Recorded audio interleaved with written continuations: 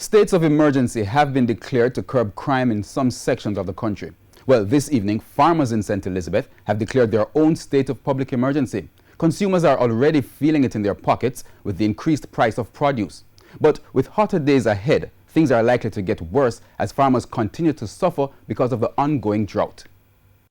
Eat What You Grow, a 16-year-old agriculture campaign which encourages consumers to eat more locally grown produce. But that's becoming increasingly difficult due to climate change. Globally, food security is under threat. The Food and Agriculture Organization of the United Nations warns that climate change's negative effects on agricultural production and the livelihood of farmers will only get worse. Jamaican farmers are feeling the impact in their yields. About 3 acres, but I can't look on it. Do not be fooled by the greenery of this seemingly lush tomato garden. The owners of this farm have been putting great effort to offset the impact of the hot summer months, but that's been all in vain. See the shower government, we need little help around here, you see me? Garden them green, we wet it every day, but fruit them a burn, see and we need little help. If I have 2 jugs of water, do something for it, go shower government, do something for it. Over at this farm, a more dismal picture of the farmer's plight. Scotch bonnet peppers wilting in the sun, and scallion too. It's not just the heat, but there's no water to ensure proper irrigation practices. No water in the line for about 1.5 years now, and we need some water because the garden is suffering, and we need it to produce some crops for the supermarket, the school, and all those things. And still not give up, see, we still try by water if we go and see if we can keep it up, but we are running out of patience now.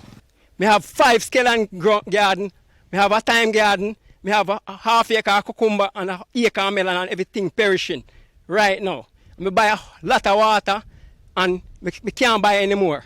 All of my resources gone right down. If they fix back the big pump, they say they spend 50-odd million in the bread basket here, so. And the basket but I'm drop out right now because we feed all the other parishes. Yeah? We season all the pot them in the other parishes. And as you see, you can see even garden that you snap out there, so. That good to most of the garden, most of the garden dead. And so the quality of the produce being sold at the market is compromised. Some are scarce and of grave concern to consumers, the increased prices. It's not easy to feed our families nowadays. It's too expensive, way too expensive. Favorites like yellow yam are being sold from a low of $180 to a high of $200 per pound. But that's not all. Cabbage, $120 a pound. Onion carrot, $150 a pound. Sweet potato, $120 a pound. And for some vendors, negotiating a cheaper price is not an option.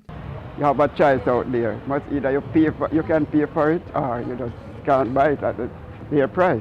Some of them I just feel fed up. Meanwhile, President of the Jamaica Agriculture Society, Lenworth Fulton, says the organization has been monitoring the areas where farmers are most affected by the drought. The drought is heaviest in the St. Thomas and Portland, part of St. Mary, most of St. Ann. Trelawney is not bad, and going west with Hanover and Westmoreland, St. Elizabeth and Manchester are in a terrible state. And that will affect many crops. The yam crops in St. Ann and Manchester will be affected. And in South Manchester, where we have most of the sweet potato cultivation, that is seriously affected. In St. Elizabeth, where we get most of our vegetables from, that is seriously affected. And so we expect food shortage and increase in prices until rain comes.